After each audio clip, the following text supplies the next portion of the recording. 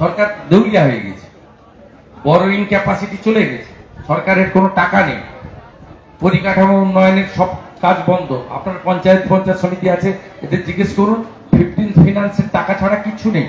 এবং 15th ফিনান্সেরও টাকাতে কি করছে জানেন? আমি মাননীয় অর্থমন্ত্রীকে ভারত সরকারে বলে এসেছি, এক হাতের টাকা অন্য হাতে নিচ্ছে। 15th ফিনান্সে একটা ক্লজ আছে ইলেকট্রিসিটি বিল দেওয়ার। ইলেকট্রিসিটি বিলটা কার? আইসিডিএস সেন্টারের, এমএসকে, এসএসকে, বা যেখানে বিদ্যুৎ মানে যেখানে জল উঠে বা কৃষকদের যে সেচের জল দেওয়া হয় সেখানকার জন্য, জনস্বার্থে। কিন্তু এরা BLR office, panchayat office, BDO office, registry office, revenue ইন্সপেক্টরের office, electricity office, SD office, সবার ইলেকট্রিকের বিল পেমেন্ট করেছে 15th ফিনান্স থেকে।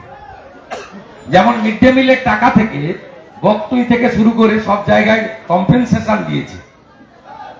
মিড ডে মিলের টাকা থেকে যেভাবে তারপলিন কম্বল ডিস্ট্রিবিউশন করেছে মুখ্যমন্ত্রী, ঠিক একইভাবে 15th ফিনান্সের টাকা থেকে ইলেকট্রিক বিল মানে নিজের টাকা নিজেই নিয়েছে।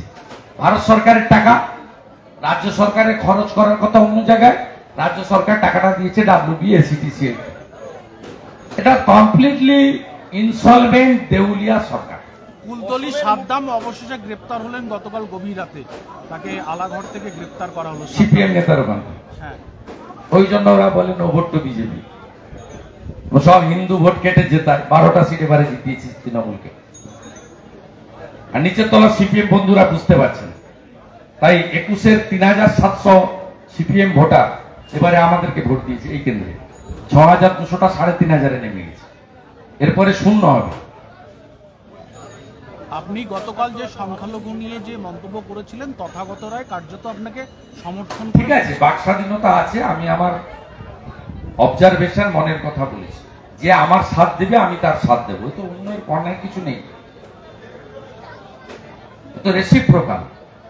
আমি রাজনৈতিক প্ল্যাটফর্ম থেকে বলেছি, ওটা প্রশাসনিক বা সরকারি প্ল্যাটফর্ম নয়।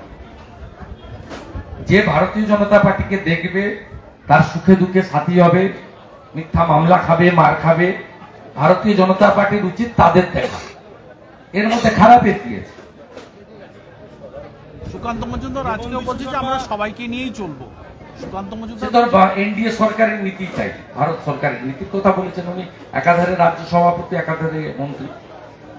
বিজেপির রাজ্য সভাপতি হিসেবে তিনি স্বীকার করুন না নাই করুন, আমার মতের বা আমার বক্তব্যে তো ওনাকে সহমত হতেই হবে, প্রকাশ্য না করলে মনে মনে করতে হবে। As a president state BJP, Bharat সরকারের রাষ্ট্রমন্ত্রী, তিনি for the people, by the people, of the people বলে শপথ নিয়েছেন। তিনি কি বলবেন, তিনি কি বলবেন শুধু আমাদের লোক যারা তাদের? এটা বলা সম্ভব না।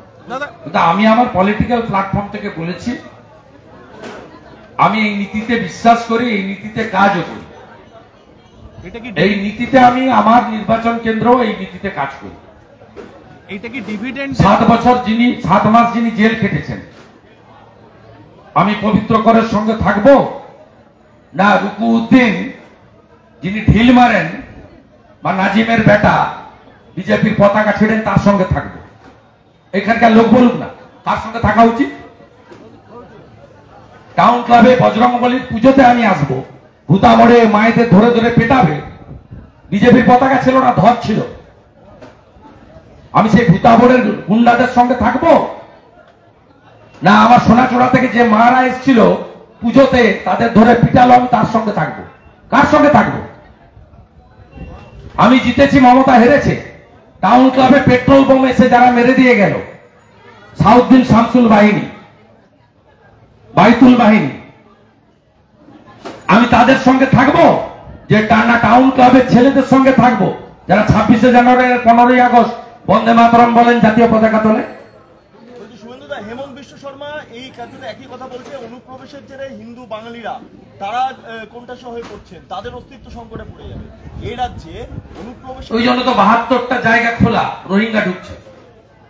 যারা বংশ পরম্পরায় পুরুষের পর পুরুষ এখানে আছেন, সে হিন্দু হোক, মুসলিম হোক, অন্য সম্প্রদায় হোক, তাদের নিয়ে তো কোনো সমস্যা আমাদের নেই। যারা অনুপ্রবেশ করে ঢুকছেন তারা তো হিন্দুর জায়গাও নিয়ে নিচ্ছেন, মুসলিমের জায়গাও নিয়ে নিচ্ছেন। তারা তো হিন্দুর রেশনেও ভাগ বসাচ্ছেন, মুসলিমের রেশনেও ভাগ বসাচ্ছেন। আমার বক্তব্যটা সেই জায়গায়, যারা অনুপ্রবেশকারী হিসেবে ঢুকছেন, হেমন্ত বিশ্ব শর্মার বক্তব্যকে পূর্ণ সমর্থন করি। 72টা জায়গায় বাংলাদেশ সীমান্তে বিএসএফ কে কাঁটা তারের বেড়া লাগানোর জন্য মমতা ব্যানার্জি জায়গা দেয়নি কেন? পশ্চিমবঙ্গটা দিয়ে গেছিলেন শ্যামাপ্রসাদ মুখার্জি দেশভাগের বিভীষিকাময় যন্ত্রণা নিয়ে, যাতে হিন্দুদের ঘরছাড়া হতে না হয় ভারতে থাকার জন্য। আর এখন পশ্চিমবঙ্গটাকে ভারতের বাইরে বের করে নেওয়ার চেষ্টা হবে। আমাদের ধনসম্পদ, বাড়ি ঘর, জামা কাপড়, ভালো থাকা কোনো মূল্য আছে? আমাদের যদি দেশ ছাড়তে হয়, আমরা তো ওই 2 বছর আগে ইউক্রেন রাশিয়ার যুদ্ধে দেখেছি, সব ফেলে দিয়ে 70 লক্ষ ইউক্রেনিকে পোল্যান্ডে পালাতে হয়েছে। আর উদ্বাস্ত হব না, মোদিজিকে ছাড়বো না। আমাদের ভিডিও ভালো লাগলে লাইক এবং শেয়ার করুন। কমেন্ট সেকশনে গিয়ে জানান আপনাদের মতামত। আরও ভিডিও পেতে আমাদের চ্যানেল সাবস্ক্রাইব করুন এবং প্রতি মুহূর্তে খবরের আপডেট পেতে প্রেস করুন বেল আইকন।